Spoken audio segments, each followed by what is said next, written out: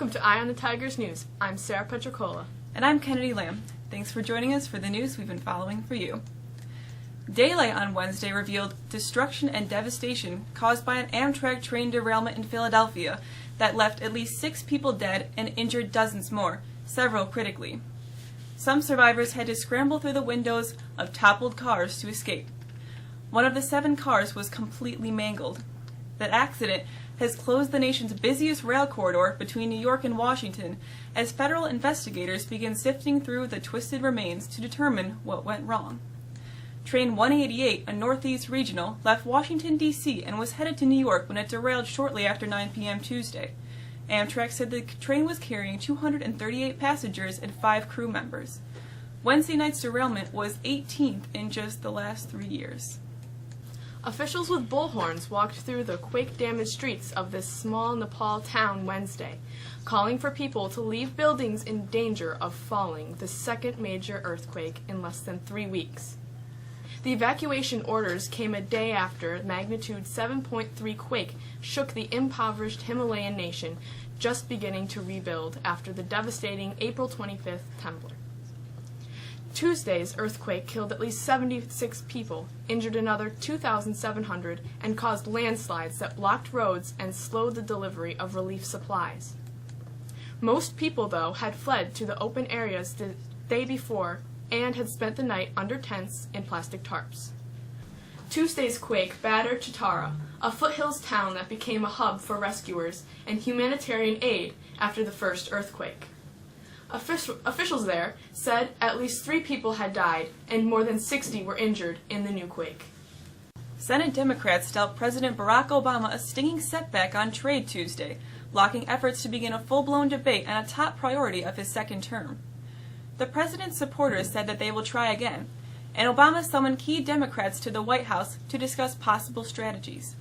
One possibility was to drop a contentious issue dealing with countries that manipulate their currency, but it was unclear whether that would resolve the impasse. What was clear, however, was that Obama suffered a rebuke from his own party, led by some who served with him on the Senate.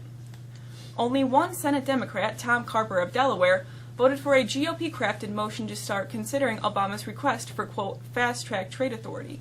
Fast track will let the president present trade agreements that Congress can ratify or reject but not amend. Proponents needed 60 votes to thwart a Democratic filibuster, but managed only 52 in the 100-member Senate. North Korea leader Kim Jong-un had his defense chief executed with an anti-aircraft gun for complaining about the young ruler, talking back up to him, and sleeping during a meeting presided over by Kim. South Korea's spy agency told lawmakers Wednesday, citing what it called credible information. South Korea analysts are split on whether the alleged bloody purge signals strength or weakness from Kim Jong-un, who took power after his father's 2011 death.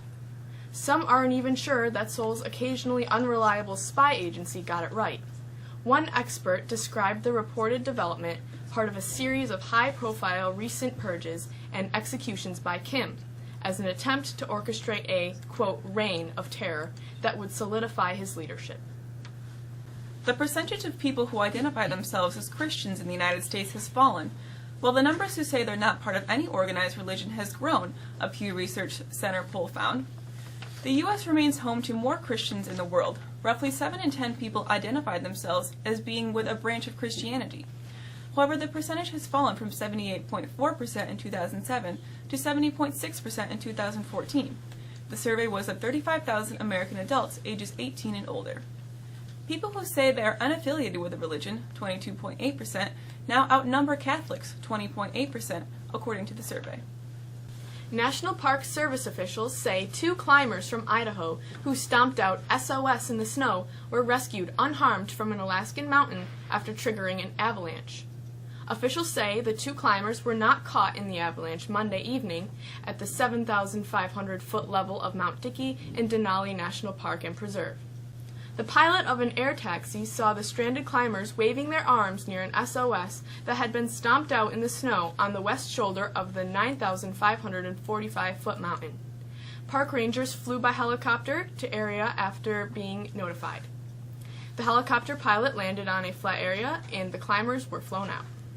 Syracuse's Rosemont Gifford Zoo has a new addition today after Molly gave birth to a 281-pound baby elephant. The calf was born at 3:58 a.m. on Wednesday after a 642-day gestation period. Molly started showing signs of pre-labor on Mother's Day. She was in labor for 4 hours. The calf's father is Doc, and we'll have to wait to find out what the name of the newest member of the family will have. With a look at the unsettled forecast, here's Shannon Corey.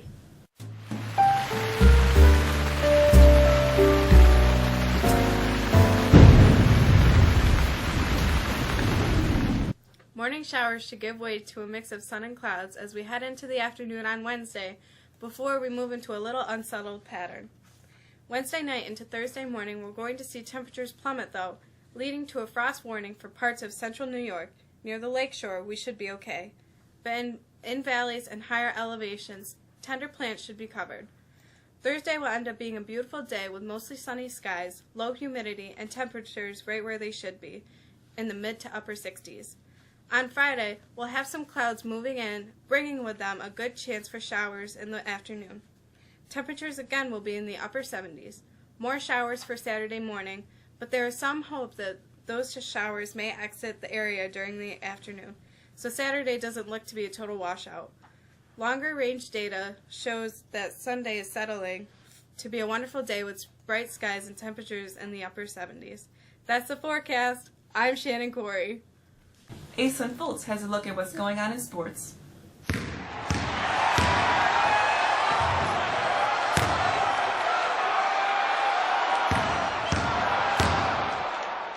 Tori Tundro's fourth goal was the game winner as Mexico's lacrosse team edged Chittenango Tuesday night on senior night. Cassidy Myers had 3 goals and assisted on 4 others. The Lady Tigers begin sectional play on Saturday against an opponent that has yet to be determined. Mexico softball exploded for 15 runs on Tuesday en route to a 15-2 win at CBA. The Lady Tigers were led by junior Kennedy Lamb's grand slam and senior Callan Hyde's 2 home runs and 5 RBI. The Lady Tigers sit at 4-6, but still have a chance at qualifying for sectional play. They travel to Marcellus on Thursday before a home game with Oswego on Friday. Mexico's baseball team took it to the chin on Tuesday, surrendering 9 runs in the 5th inning on their way to a 16-3 beating. The Tigers managed to just 2 hits and committed 5 errors. The loss all but eliminates them from sectional play. Mexico's tennis dropped just its second match of the season yesterday, falling to Homer 5-2. Max Luters, however, continued his dominant play, winning in straight sets. With the loss, the team fell out of first place, but still has matches left with Cortland on Wednesday and Thursday. Both the boys and girls track team travel to Marcellus for dual meets today. The girls team sits at 1-3, while the boys are at 3-1. You've got to love Game 7s, and you really have to love the Stanley Cup Hockey Game 7s. We've got one tonight when the New York Rangers look to take 3 straight from the Washington Capitals at Madison Square Garden tonight. The Caps took a 3-1 advantage before the Rangers fought back to tie the series up. The winner tonight will head to the conference finals. Over the weekend, the Franklin Wildcats found themselves dealing with an unusual prank. Someone had planted a tree on their field in between the pitcher's mound and home plate.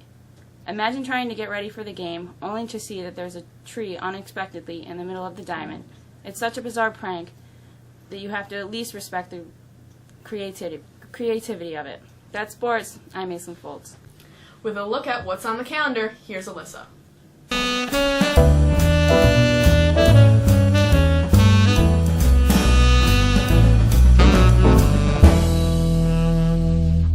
A reminder to seniors, the representative from Justin's will be here today during lunches to hand out graduation announcements.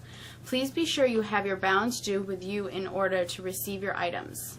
Sports physicals will be held here at the high school May 19th. You must see Miss Wallace for paperwork and to sign up. This physical will allow you to be eligible to play sports for the entire 2015-2016 school year. The Friends of Rachel Club is holding our annual walkathon on Thursday, May 28th from 2:30 to 4:30 on the high school outdoor track. The club would like to invite all students, faculty, and staff to participate in this year's walkathon to help raise money for the club projects that will benefit the school and community. If you would like to walk with us, please pick up a walkathon pledge sheet from Mrs. Davis in room 106. The senior dinner dance tickets are on sale now. The price is $45 per person, which includes admission, viewing of selected animals at the zoo, and a buffet-style dinner. Please see Mr. Deckman or Mrs. Zarnowski by Monday, June 8th, to purchase tickets. Senior dinner dance guest forms are available in the assistant principal's office. Of course, there are no classes on Friday due to the scheduled Superintendent's Day, so we wish the student body a nice, long weekend. Thanks for being with us today. For the staff of Eye on the Tigers News, I'm Sarah Petricola. I'm Kennedy Lamb. We're off until Monday. We hope you'll join us again. Have a great day.